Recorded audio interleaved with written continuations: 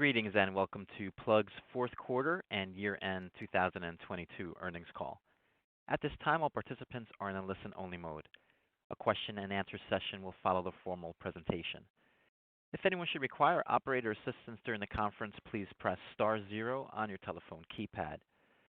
Please note that this conference is being recorded. I will now turn the conference over to our host, Teal Hoyos, Senior Director of Marketing and Communications. Thank you. You may begin. Thank you. Welcome to the 2022 fourth quarter and year-end earnings call. This call will include forward-looking statements. These forward-looking statements contain projections of our future results of operations or of our financial position or other forward-looking information. We intend these forward-looking statements to be covered by the safe harbor provisions for forward-looking statements contained in Section 27A of the Securities Act of 1933 and Section 21E of the Securities Exchange Act of 1934. We believe that it is important to communicate our future expectations to investors. However, investors are cautioned not to unduly rely on forward-looking statements, and such should not be read or understood as a guarantee of future performance or results.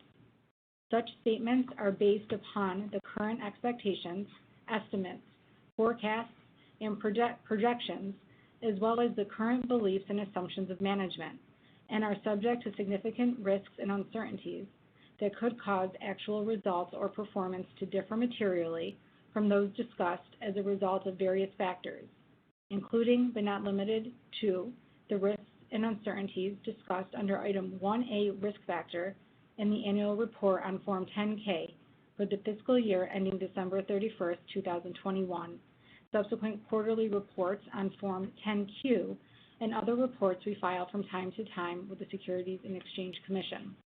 These forward-looking statements speak only as of the day in which the statements are made, and we do not undertake or intend to update any forward-looking statements after this call or as a result of new information. At this point, I would like to turn the call over to Plug's CEO, Andy Marsh. Thank you, Teal, and all those who have joined us on the call today. Our shareholder letter was made public 30 minutes ago, and as previously discussed in January, our performance did not meet our expectations. We attribute this primarily to three factors: obstacles encountered while introducing new products, delays in constructing our hydrogen plants, and macroeconomic conditions that affected the cost of natural gas, resulting in a significant increase in the cost of our hydrogen. Despite the difficulties we faced this past year, I firmly believe that our efforts in 2022 will serve as the foundation for Plug's success over the next 5 years. Allow me to take just a few minutes to explain how all the pieces fit together. Plug is actively pursuing every aspect of the hydrogen economy, including expanding the hydrogen ecosystem and establishing top-tier manufacturing and supply chain capabilities. One of our major advantages is a distinguished list of customers, including Amazon, Walmart, New Fortress Energy, and great partners like SK and Renault. Moreover, our growth plans are supported by a policy environment that promotes renewables, such as the USA's IRA legislation and Repower Europe. We anticipate that our broad efforts across the hydrogen ecosystem will become apparent this year. Our hydrogen generation facilities, for instance, will play a crucial role in this effort. Our first green hydrogen plant in Georgia is set to begin hydrogen production early this year. However, this is just the start of our plan to expand our production of 500 tons per day across the United States by 2025. We're also building green plants in Europe, including projects in the port of Antwerp, Bruges, and in collaboration with our partner Acciona in Spain. Our plants will utilize Plug electrolyzers and cryogenic equipment to produce and deliver liquid hydrogen via Plug trailers. As part of our aggressive strategy, we also will provide products such as our electrolyzer platforms, stationary products, for EV charging and peaker plants. We're also developing on-road vehicles through our JV partner, Renault. All of these products will be marketed and sold by our JV partner, SK. We believe that our manufacturing supply chain capabilities are crucial differentiators in our industry. The state-of-the-art facilities we have in Rochester and Albany are unrivaled in the sector. Additionally, we have formed valuable partnerships with partners such as Johnson Matthey, which grants us access to invaluable product development and manufacturing expertise, as well as essential elements that are crucial to scaling the industry. At Plug, we place a high priority on the advantage of large-scale manufacturing, which we believe will accelerate our business growth and drive profitability. While some may doubt our capacity to achieve all these tasks simultaneously, we have confidence that our 4,000 global employees and partnerships can make it possible.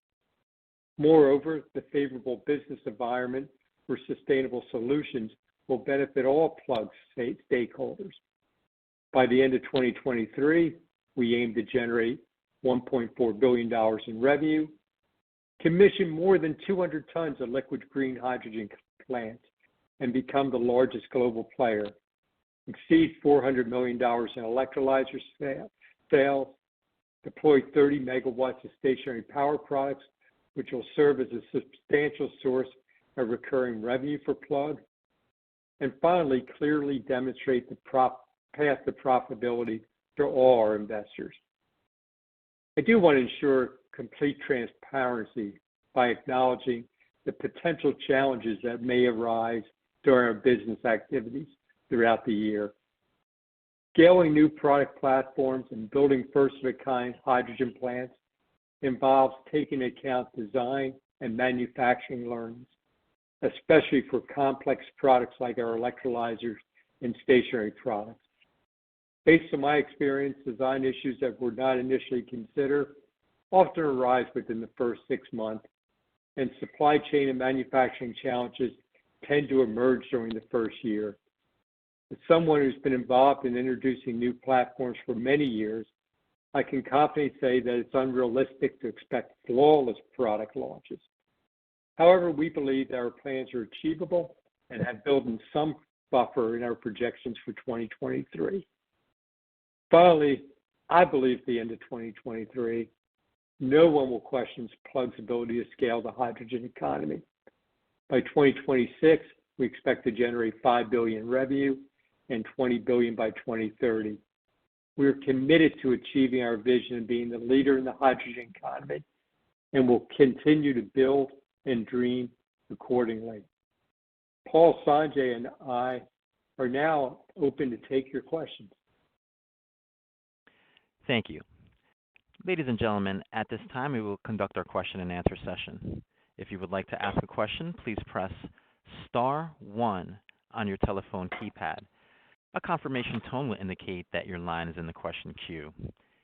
You may press star followed by the number 2 if you would like to remove your question from the queue. For participants using speaker equipment, it may be necessary to pick up your handset before pressing the star keys. Our first question comes from James West with Evercore ISI. Please state your question. Hey, good afternoon, guys. Good afternoon, James. So, Andy, I like what you're doing in Europe here. You're getting more aggressive. I know you guys started kind of with the U.S. build out, but now with Antwerp and especially with the JV partner in Iberia, it seems like that could be, could accelerate into many more plants in that area of the world. Is that a fair assumption to make? That is a fair assumption to make, James. And our team has been particularly focused on the Nordic regions. And when we think about hydrogen generation in Europe, those are really the two areas, that southern portion of Europe, such as Spain, as well as the Nordic region, where you have accessible hydropower and wind power, which we think makes a lot of sense. Right. Okay. Got it. And then On the EV charging front, as this has been emerging, could you characterize kind of where you're seeing that demand and maybe the level of demand that you're seeing? Yeah. So what we're seeing, I think, James, you're well aware of the challenges that folks have in bringing transmission lines to support fleets of electric vehicles. And as folks are aware, we have some large customers who are looking to deploy EV vehicles. And on the EV side, the first deployments will be last mile delivery to charge EV vehicles because it's much easier to bring hydrogen in a facility 70 miles away to generate the fuel and using our stationary power products to power the vehicles.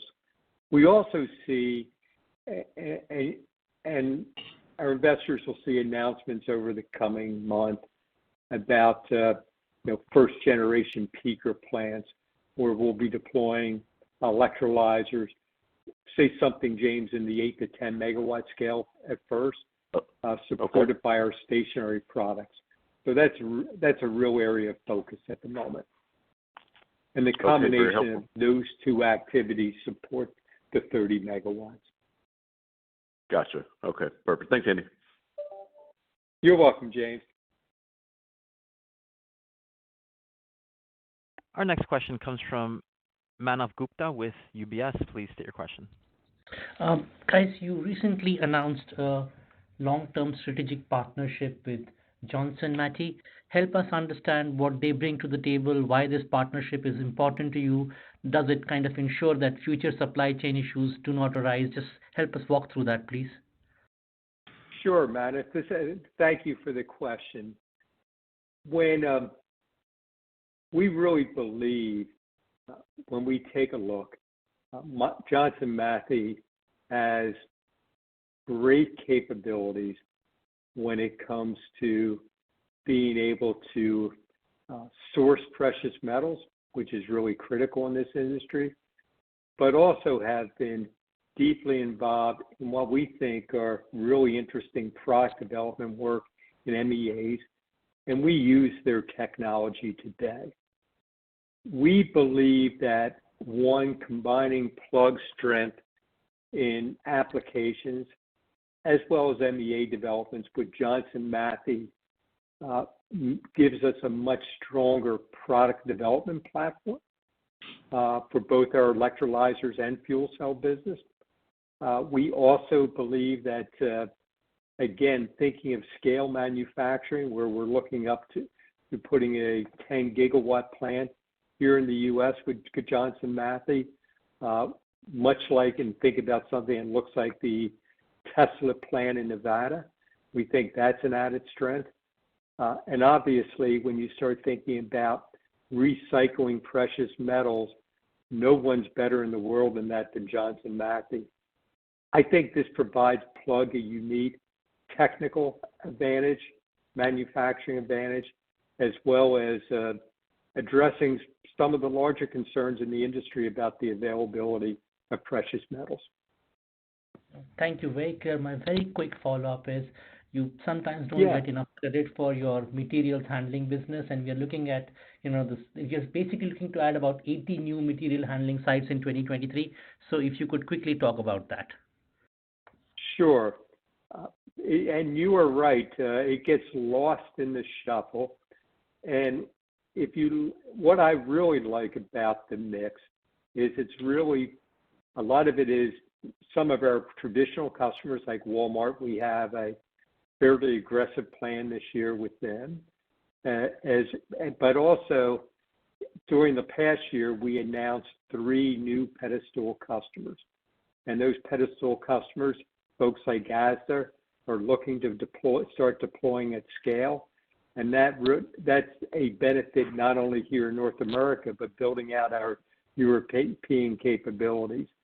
So, yes, it does get lost in the mix, and it will represent about half of our, when you combine it with the hydrogen and service that they'll use, it's almost half of our business in the coming year. Thank you for and a very big detailed jump from big jump from last year. Thanks, man. Very fair. Thank you for very detailed responses. Yeah. Our next question comes from Alex Kania with Wolfe Research. Please state your question. Thanks. Good afternoon.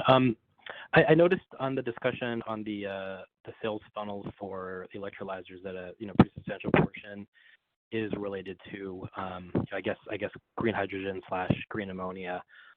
We've certainly seen a lot of blue hydrogen announcements in the last even few weeks. I'm just kind of wondering.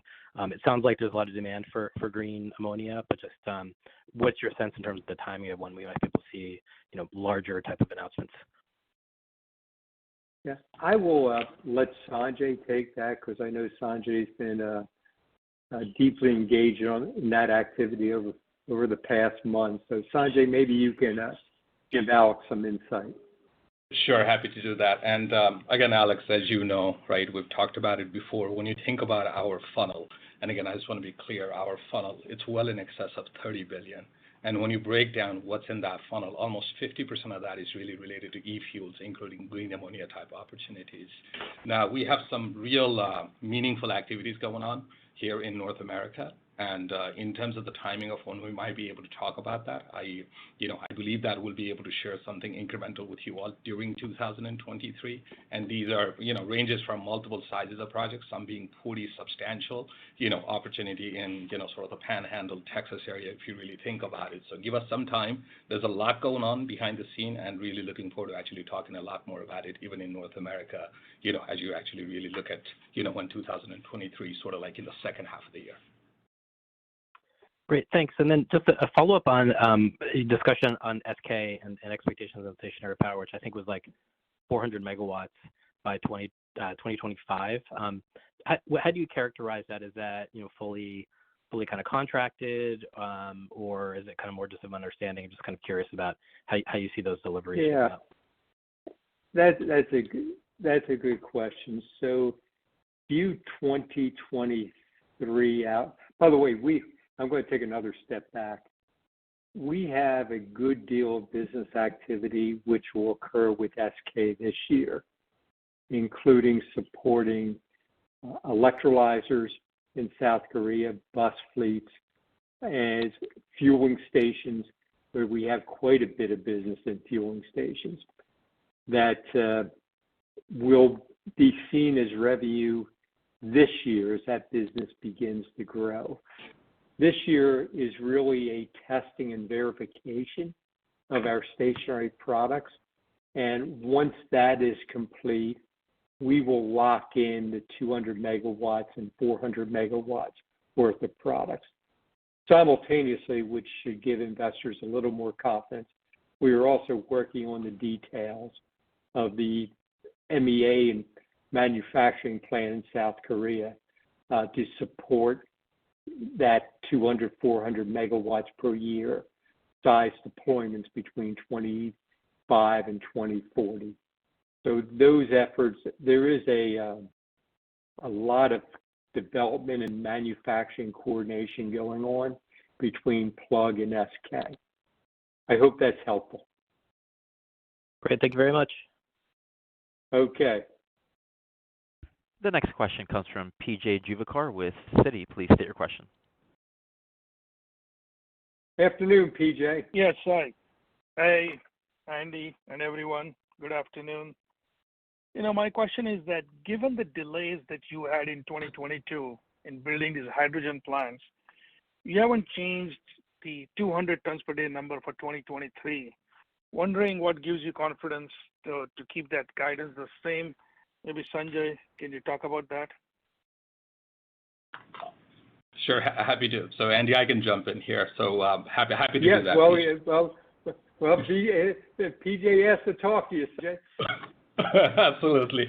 So PJ, couple of things, right? And I think you guys must have seen that there is some update in the slide that we provided here in this shareholder letter, even versus the one that we had before. as you can see, there's a check mark in Georgia from a commissioning standpoint, right? So and you can see that in the slide, we are talking about getting Georgia starting to produce by the end of this quarter and in early Q2 from a full production standpoint. There's been a tremendous learning, PJ, that we have had with the plant in Georgia. Let's not forget it's a first of a kind green hydrogen liquid plant in the world that has not been built in the past, right? So we've learned a lot. With that learning, what that has allowed us to do is when you then take that learning and know-how into our plants in Texas, into our plants in New York, we actually are able to leverage a lot of that, right? So as a matter of fact, in Texas, it's going to be obviously our electrolyzer, our liquefier, but we're now able to do turnkey EPC contract, right? Put some of that, execution capability even more on that turnkey EPC. When it comes to New York, we've actually spent a lot of time looking at the, fatal flaw design analysis. Substation work is moving ahead. So there's a lot of learnings that we've been able to leverage from Georgia. And, then when you look at the list of all the projects, Georgia this year, Louisiana this year, Tennessee expansion, ongoing work, then we actually have bought about 45 tons of liquefier, one of the key long lead time item, which we can also leverage for some feed gas opportunity in terms of 2023 opportunity. Now, finally, Texas is a 45-ton plant. New York is a 75-ton plant. And one point, PJ, maybe we could do a slightly better job than maybe what we've done in the past is there is about a 6-month lag, right? When we talk about commissioning to full production, no different than how solar and wind industry actually talk about commissioning to commercial operation date. So when you take all that into consideration and look at all the list of those projects, 200 tons of commission, we feel very good about by the end of the year. And by the middle of 2024, that 200 plus tons will be producing at full capacity. And that's how we're looking at it. Great. Thank you. And Andy, I do want to talk to you. And my question is, talking to other hydrogen producers and industrial gas companies, everyone is struggling to figure out, the IRA benefit that you get, how much of that the producers will keep and how much of that will they pass on to their customers. And I think I get different answers from different people, but we're just wondering, what are your sort of big picture views on that topic? Yeah. So, PJ, I think it will be let me take a step back. I think what it is in 2025 will be different in 2030, 2032. That initially the producer will be able to capture a higher percentage of the production tax credit. Let's circle in the 70% range. But I think as time goes on and there's more competition, that the ability for the producer to capture that level, I think, declines. If I was, and crystal balls are tough, but I would think in 2028, 2029, you're probably talking 30%. But during that whole time, you're, especially for plants you have already online, you've already had to pay back for those plants and other items. So that's how I think it'll play out, PJ. And I have real life data, at least initially, that probably is a pretty fair estimate of the initial number I'm putting out there. That's fair. So you think there is an advantage to being the first mover in this space with the early years? I know. I feel very strongly about that based on contracts we've already signed. Great. Thank you. I'll pass it along. Okay. Our next question comes from Amit Dayal with H.C. Wainwright. Please state your question. Thank you, guys. I appreciate you guys taking the questions. Hi, Amit. Andy, nice to talk to you. Hi, Andy. Thank you. Same here. Just with respect to the questions from the recent caller, the 200 tons that are being commissioned by the end of the year and then getting commercialized fully by mid-2024.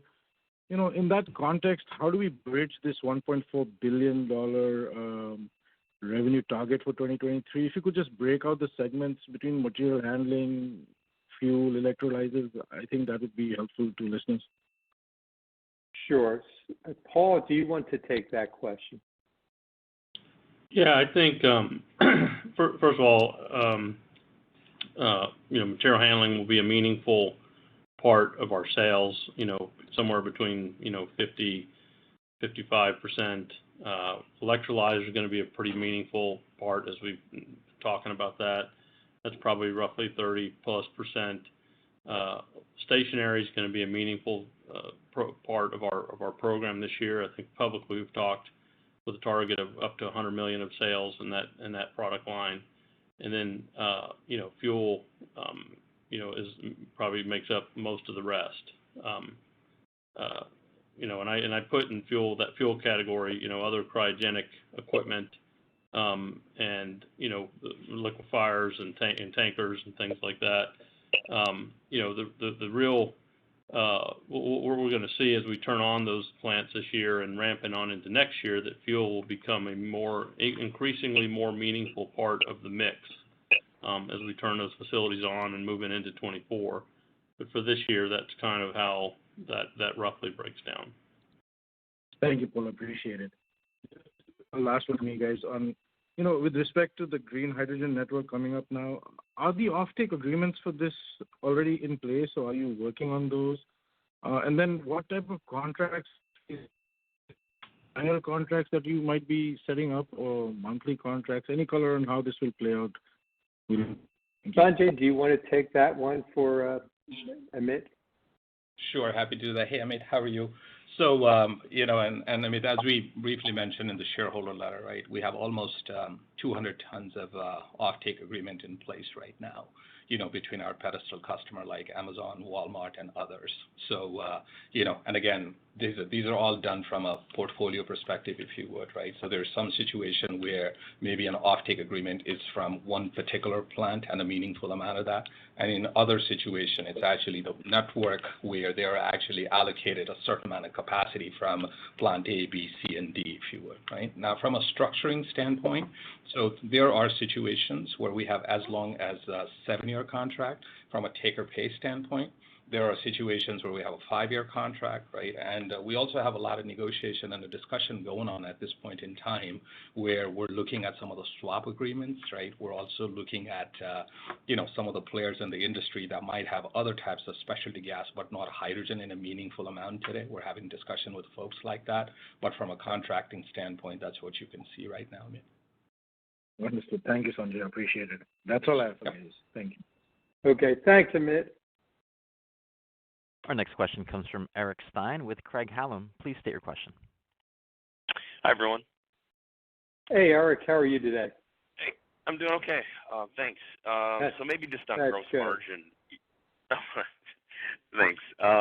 Just on gross margin, obviously a pretty critical objective. Can you maybe just talk about some of the signposts that we should look for in 2023, to kind of judge the progress towards some of your long-term goals? And then in 23, can you just talk about the progression? I mean, obviously, I would think the low natural gas prices here early in the year are going to maybe impact the linearity throughout the year. Yeah. So Paul and Sanjay, do you want to take that one? Yeah, I think. Paul, you can go first. Sure. A couple things, Eric. There's some near-term events that are, for us, real important milestones. Sanjay talked about turning on the Georgia plant and starting to scale that up. That's a real important milestone to show, and it'll start being accretive, very quickly. And as we move forward in the course of the year, the additional facilities will be incrementally accretive as well. So that's an important one. Scaling up the electrolyzer, production, as we talked about. We've already seen a substantial improvement in output, and as we talked about in the letter, moving up to 100 megawatts per month, in the next month or just 6 weeks, another major milestone. And then lastly, the large-scale stationary product. We're going to be shipping the first large-scale systems in Q2. So those are near-term milestones that are very important for us because, it's really going to come from shipping more product which is a big chunk of what we're going to do this year, and that is already accretive to leveraging the facilities, which we get through volume, and then the gas improvements that we already see with natural gas prices abating, as well as turning on the green hydrogen facility. So all those are important. And in terms of cadence, clearly, we're going to still have kind of the 1/3, 2/3 phenomenon, seasonality of our sales for a number of reasons. And volume helps a lot. So you're going to see a bigger impact in the second half, both in terms of the volume as well as those cost down efforts. But you will absolutely see progression and improvement in Q1, sequentially and moving on through the course of the year, given those, the improvements we're already seeing, and things like the natural gas, cost abatements that we're already seeing benefits now. So I think, as the year progresses, we get to Q4, it's going to be a big quarter for us, and a big year in terms of profitability. Got it. Thanks for the details there. Sanjay, do you want to comment? Sanjay, do you want to comment on natural gas at all? Because I know there is a slight delay. Right. So, Eric, as you recall, right, so there's about a quarter delay before we see the benefit of the decline in the natural gas price starting to flow into our cost of molecule. And another thing, and by the way, when we talked about our margin cadence for the fuel business, we were thinking about natural gas maybe at around $4 an MMBTU by the end of the year. Clearly, the numbers are much lower than that, and if this trend holds, that certainly would be very helpful. And one final thing, I'll be amiss if I didn't mention this.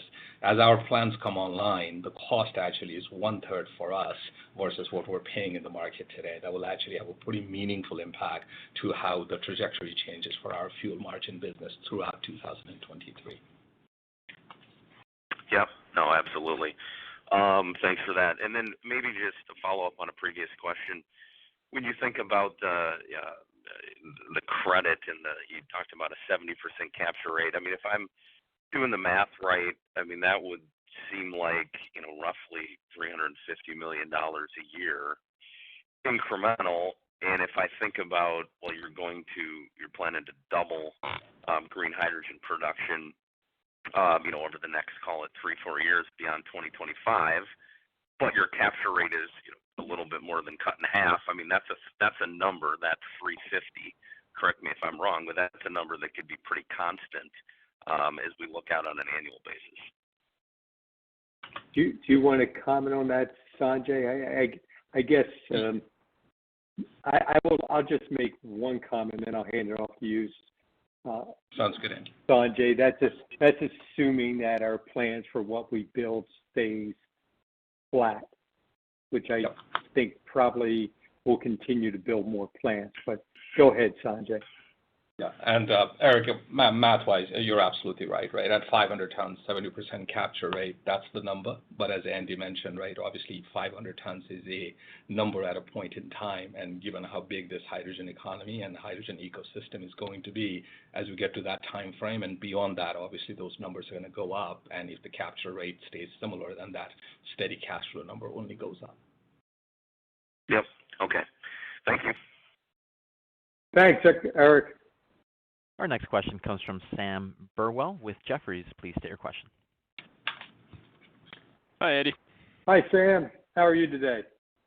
Doing well. That's good. On the top line in the quarter, came in a little bit light than what the guidance that you gave a month ago implied, and I think you guys explained that the guide down back at the business update was due to kind of operational hiccups related to the electrolyzer ramp and rollout. So curious what caused the number to come in light and if those issues have been resolved, and then just how to think about how electrolyzers should ramp up through the year and how that impacts top line and gross margins. There are actually two questions there, Sam. The first one I will let Paul address why the quarter was a little light, and the second one I'll let Sanjay talk about the ramp of the electrolyzer business. So, Paul? Yeah, I think a combination of some of the issues that we shared and talked about previously, in addition to, there was a meaningful chunk of activity associated with our acquisitions. And, when you're moving what was, effectively private companies into public company space and working through all their processes and accounting for new models, new structures, new programs, it felt in going through that a little conservative to kind of err towards the moving some of that into 2023 until we get all those processes finalized and finished. The good news is it's the volume and the sales are there, so it's really just a timing thing. It's not like the volume was not there.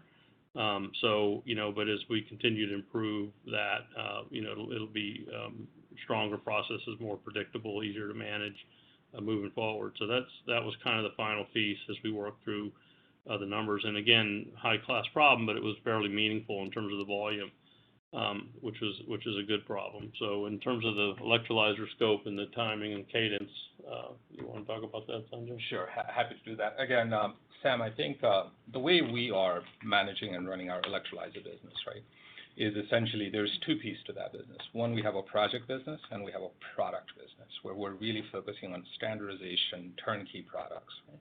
Now, within our project business, there's a lot of synergies that we can draw from our internal project as well as things that we're doing for the external customer, like the work we have going on with New Fortress Energy. That's our project business, which I think, given the scope and size of that ends up becoming more on the percent of the completion accounting and timing of how the project ramps and rolls out. Now, from a product standpoint, with our 1 megawatt architecture and 5 megawatt architecture, especially with our 5 megawatt turnkey product, this is really making green hydrogen easy, if you would, for our customers, because all our customer need in that case is land and water and availability of power. We are providing them with a product that's absolutely turnkey. And as you saw in some of our comments in our shareholder letter, since the launch of the product, we've seen tremendous traction there, right? Now, in terms of a meaningful revenue ramp, you will see that become very meaningful as you go towards the latter part of Q3 and really into Q4 from a timing of when the installation happens, how the revenue gets recognized. But as Paul mentioned, we're looking at electrolyzer being about 30% of our overall revenue in 2023, but from a cadence standpoint, that's how you should think about it.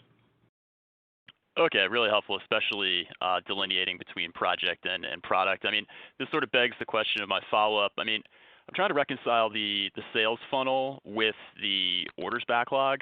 I mean, there's sentiment out there that the reaction to the IRA thus far has been underwhelming, but it is very new and there's a lot to digest. Do you think that your customers are still digesting the details and all the nuances of the PTC and any other IRA implications before converting their inbound to, say, a firm order?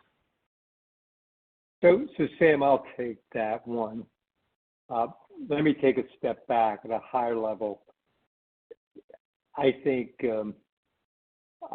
how businesses respond is, what seems like to you and investors is slow for some of these large companies is actually quite fast. So I do think there is a little bit of difference there. On the second item, I think we mentioned in the shareholder letter, we probably booked 30 of these 5 megawatt systems in the last 2-3 months of the quarter of last year. So there has been uptake. That being said, I think that Treasury will be coming out in July with the guidance. And I'm not going to use the final guidance because there's always an evolution. But I think when Treasury comes out with its guidance, that it will help finalize business cases at some companies, which will allow there to be greater momentum. Look, when I look at Plug, $1.4 billion this year is fairly good traction with the IRA, but I do think that I do understand how investors may look at it and how large companies can look at it. I can tell you next week I'll be at CERAWeek for 3.5 days, and I probably in 40 hours of meetings already established, mostly with folks who are looking at electrolyzers. Got it. Thanks, guys. Okay, Sam. Thank you. And just a reminder to the audience, to ask a question at this time, press star one on your telephone keypad. To remove yourself from the question queue, press the star key followed by the number 2 on your telephone keypad. Our next question comes from Biju Perincheril with Susquehanna. Please state your question. Hi, Biju. Hey, Andy, how are you? Okay. A quick question on the cryo equipment business. Just trying to understand the opportunity there. Can you talk about how big this could be for third-party sales? Are you looking this mostly to serve your internal needs, or any color you can give there on the potential to ramp there? I'm sorry, Biju. I missed the product at start. I heard the rest of your question. The cryo equipment, the liquefiers. Oh, the cryo equipment. Absolutely. So, if I look at the cryo equipment, I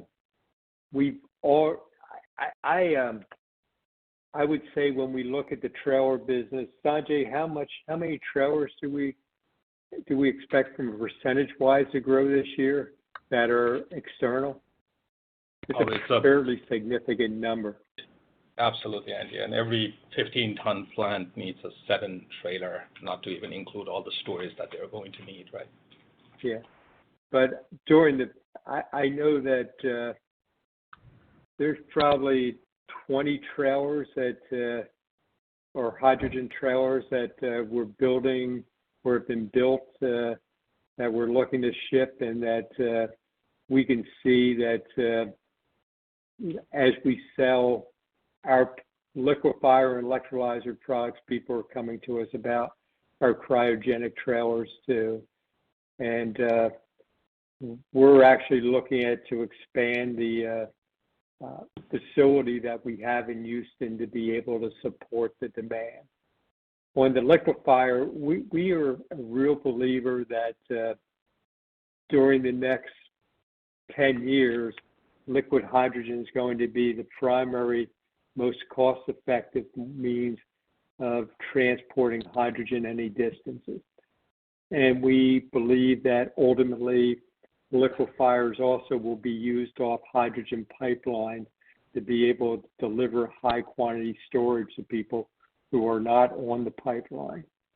So this year, we've already, I know Sanjay, have 4 contracts, 4 liquefiers we sold, and that we're looking to continue to increase that number, and there's a great deal of sales activity.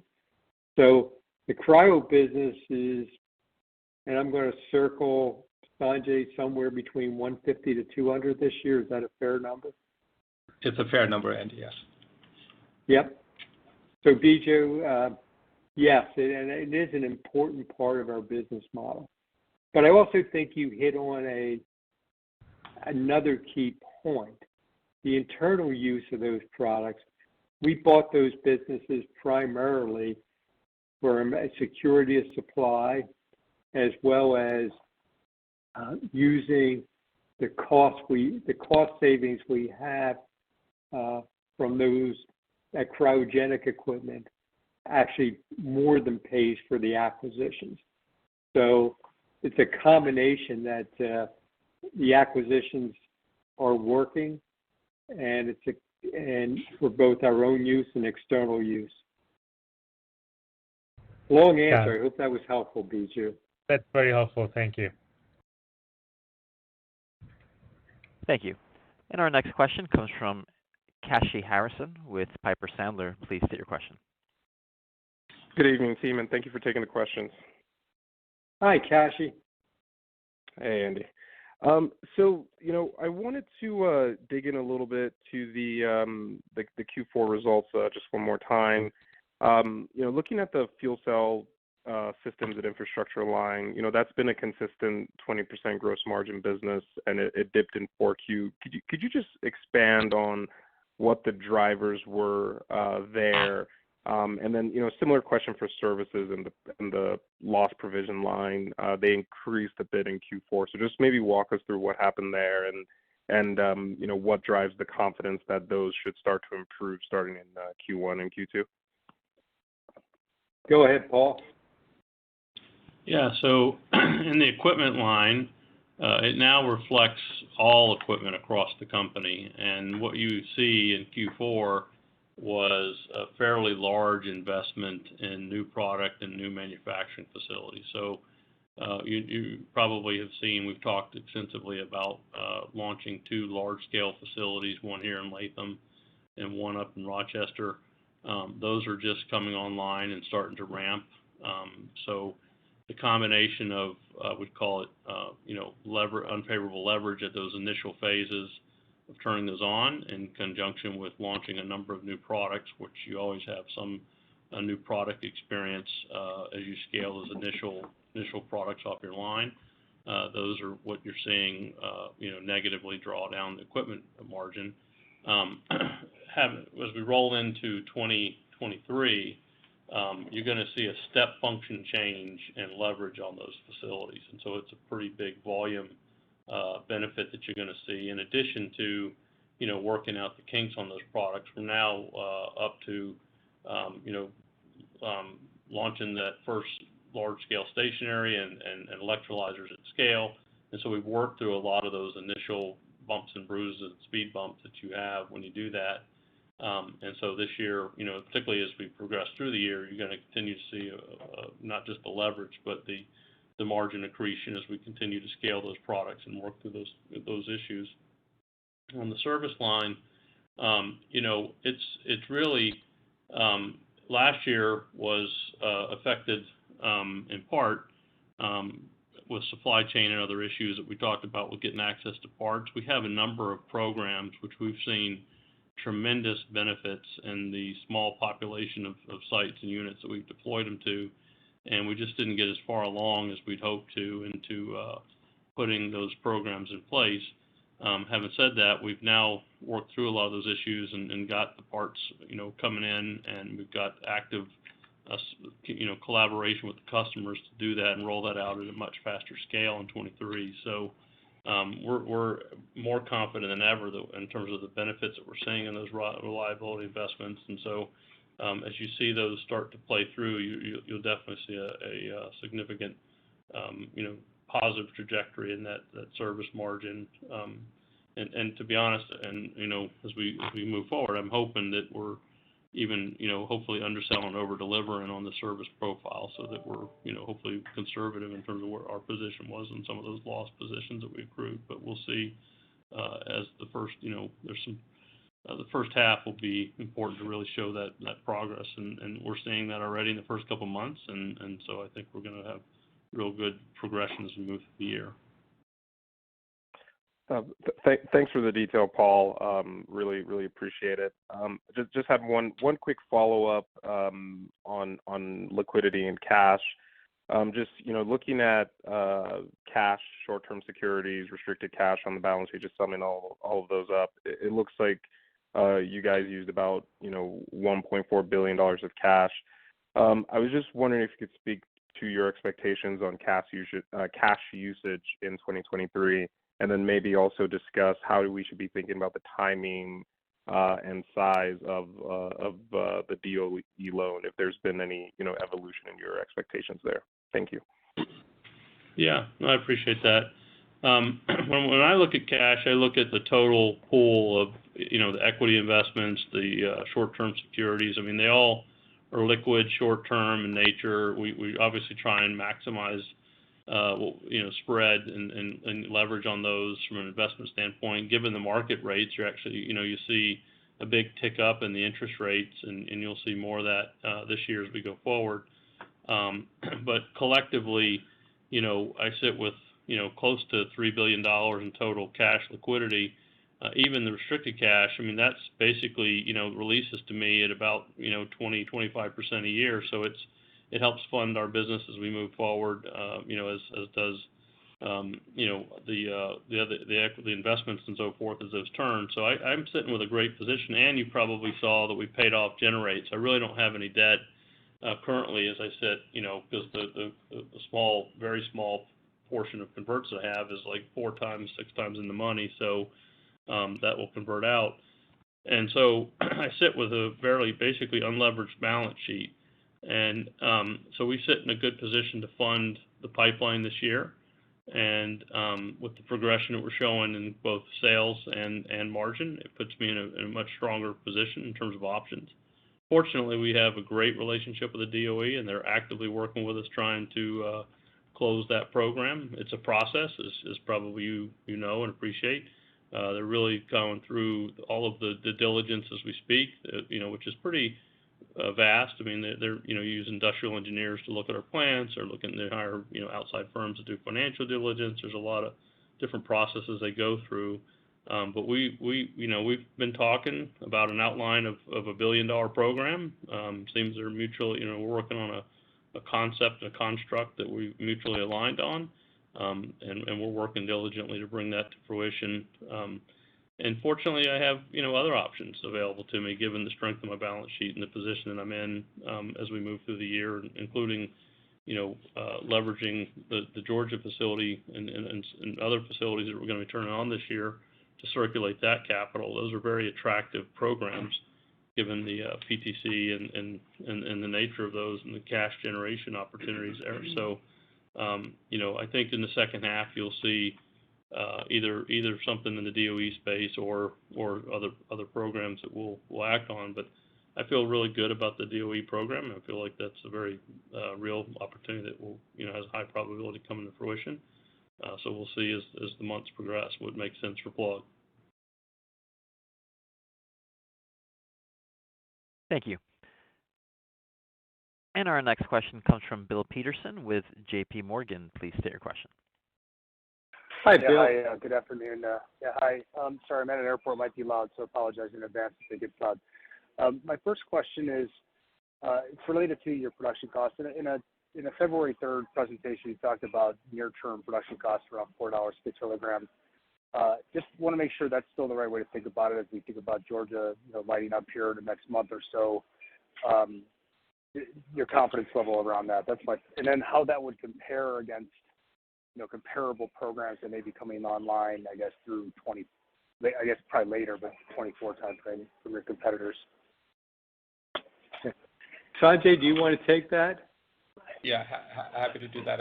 Again, Bill, from a portfolio perspective, right, that $4 number, we are absolutely very confident about that. That's a number we've talked about, and we feel pretty good about it. So when the first 15 ton comes online in Georgia, the number will be a little bit north of that. But we have other plants that are actually got even better rates of electricity that actually would have lower number than that, right? So I think from a portfolio perspective, when you think about our overall cost of green hydrogen, that's about the right number.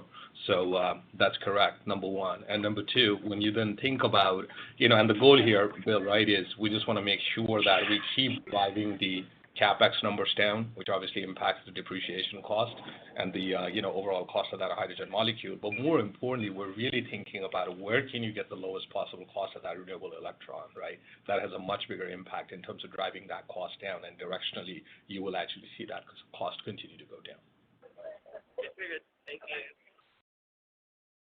Okay, great. My second one is, I guess it's more related to, potential offtake or strategy around heavy duty. We've talked about heavy duty in the past and asked last year. You did announce Nikola as an offtake, and plus you'll be buying trucks. But I guess you have also at the same time more experience with HYVIA. So want to get a feel for how you're thinking about your strategy for heavy duty trucking. Partnerships, JVs, or just have offtake agreements with the likes of Nikola or other players. Yeah. So Bill, we have lots of discussions at the board level about the potentials of the heavy-duty vehicle market. I think first and foremost, we are quite interested in offtake agreements like the one we did with Nikola. I think that the question we struggle with is, does the margin associated with being a heavy-duty vehicle provider in the long term align with the margin goal of our company. So I would say this, I can tell you what we're not going to do. We're not going to independently build a heavy-duty trucking company. We do look at and we continue to explore potential JVs. So if I was going to give you an order, Bill, we'll sell you hydrogen to anyone in the heavy-duty vehicle industry. We'll look at JVs, but with a very thoughtful eye, thinking about the long-term margin profile of that industry. Possibility we could just sell ProGen engines, which may be more attractive to us, or even I think for real heavy volume stacks. And the third one is we're not going to do it alone. Okay, that's very clear. Thanks for the color, and good luck on the execution on all these projects. Thanks, Bill. Thank you. The next question comes from Sherif El-Maghrabi with BTIG. Please state your question.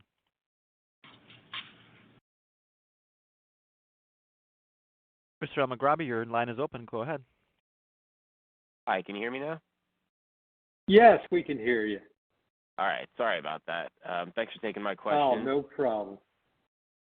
Sure. So I wanted to ask a couple of quick ones following up on Manav at the top of the call about material handling.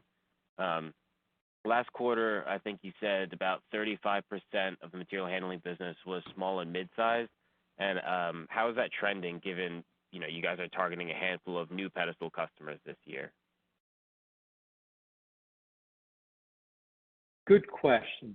I would think that when I look at the coming deployments over the next 6 to 7 months, because some of our large pedestal customers are beginning to deploy at a faster rate again, it'll probably be mixed. That mix is probably 75-80% for large sites the first half of the year, and then probably settling back into the 35% number we shared previously in the second half of the year. That's helpful. And then to follow up, you said you were targeting 50 to 60 new pedestal customer sites. Are any of those with existing customers, or is that more of a proxy for adding new pedestal customers? Yeah, so let me make sure I'm clear about the number, Sherif. We'll do 80 deployments in material handling this year. We will add 3 new pedestal customers this year. So those pedestal customers could, over the coming years, deploy anywhere between 5 to 10 sites per year. So just to kind of make sure that the numbers are clear to you. Yeah, thanks for clearing that up. That's it for me. All right, thank you. And our next question comes from Ameet Thakkar with BMO Capital Markets. Please state your question. Hi, thanks for Ameet. Hi, how are you? Thanks for squeezing me in. Just real quick on the GenDrive units sold for the year. It looked like it was around 8,300. I was just wondering, and that's lower than it was last year and the prior year. I was just wondering if you could give a little bit of color on kind of what's driving kind of the, I guess maybe some of the smaller numbers than we expected for this year. Yeah, and I think that it's really related to what I talked about in January, Ameet, with the construction at our customer sites being slowed down because of the challenges in supply chain. And so this year, the number of sites we will do will be 2x, and we know where they're going. So it really was more, it was really on the customer side and their ability to, so much of our products go into new facilities with some of our customers. That was really where the delay is. Got it. And then just one quick housekeeping issue. Like you guys reaffirmed 23 revenue and gross margins, but the operating income margins, I think you guys were targeting -24% for 23. That's still unchanged, right? I will let Paul answer that and make sure you get the right answer. Paul? Yeah. Let me just clarify. So it was 1.4 billion, 10% gross margins, and what I've talked about is kind of a $125 million per quarter OpEx rate, is roughly as a proxy. So that kind of gives you the math in terms. Yes, the 24% being negative. Yes, that was the number, and that's roughly directionally that in that range. Thanks so much for that. Thank you. And our next question comes from Craig Shere with Tuohy Brothers. Please state your question. Hi, Craig. Hi. Good afternoon, early evening, Andy, Sanjay, and Paul. So on the answer to Kashy's question, I was a little confused, Paul. If you're successful with the DOE loan, do you not need to back lever and recycle the capital in the green hydrogen network? The answer is that's for you, Paul. Yeah, no, I understand. The answer is it would probably be either or. We could do one or the other. There is a chance that we could do both. When you have a $5 billion balance sheet by itself, you theoretically could leverage up that in isolation as well as back lever those individual plant facilities. So I would say everything's in the mix, Greg, and we're gonna work through the best capital decision for Plug. So I'm excited about the DOE program. I think it's a very viable and exciting potential program for us. But the good news is the options continue to open up to us, even unsolicited inbound opportunities from various lenders and people and banks that we want to make sure we're best positioned to take advantage of the lowest cost of capital and most flexible capital opportunities, and we'll continue to think about what that best structure is. But I'm very optimistic about the DOE. I think that's a very viable and likely scenario. But likewise, we're going to certainly nurture different opportunities as well and make the best decision. So hopefully that helps. Certainly does. I guess this kind of segues a little in my second question. I don't know if this is kind of like, completely off track, but if Sanjay, let's say we fast forward 9 months, it's the end of the year, and your green hydrogen network and your Olin JV is doing better than it looked like the last 3 months, and some of the delays we've seen. And perhaps you're in a position, particularly with lower gas prices, if they sustain here, where maybe if you're doing better than expected on the pace of internal hydrogen generation, that it might make sense to just buy out some of these money-losing third-party industrial gas contracts, given how much liquidity you have, and then just have a clean, simpler to understand, more attractive set of operations going forward after you bite the bullet. Could that ever make sense? Would that opportunity ever present itself? Craig, all I'll say is that it's a real interesting idea. Okay. So, okay. All right. Thank you for that. Okay. Thank you.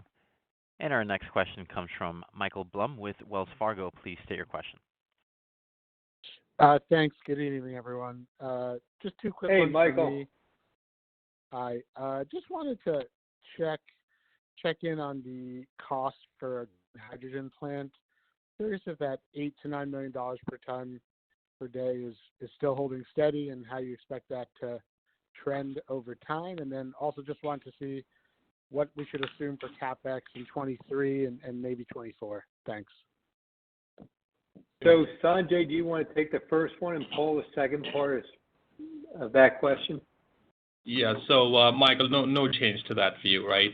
Obviously, the integrated green hydrogen plant is higher. The feedstock, hydrogen plant, the likes of JV with Olin, that's a lower capex, right? But we really have no reason to change that number that you just talked about at this point in time. Paul. Yeah, and I would say we're still targeting $1 billion in capex this year. As we go through the year, we'll have better visibility of the timing of things. We're trying to accelerate the programs, and I'm working behind the scenes trying to defer the payments, being a good CFO. So we'll see how the timing all that comes together in centers, but that's our focus. Thank you. Thank you. And there are no further questions at this time. I'll hand the floor back to Andy Marsh for closing remarks. Well, thank you, everyone. And many of us from Plug will be in Houston for CERA Week next week.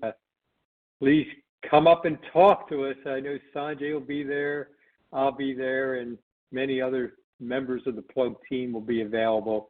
So we're always interested to talk to investors and analysts. So thank you, everyone. Talk to you soon. Bye now. Thank you. And with that, we conclude today's conference. All parties may disconnect. Have a great evening.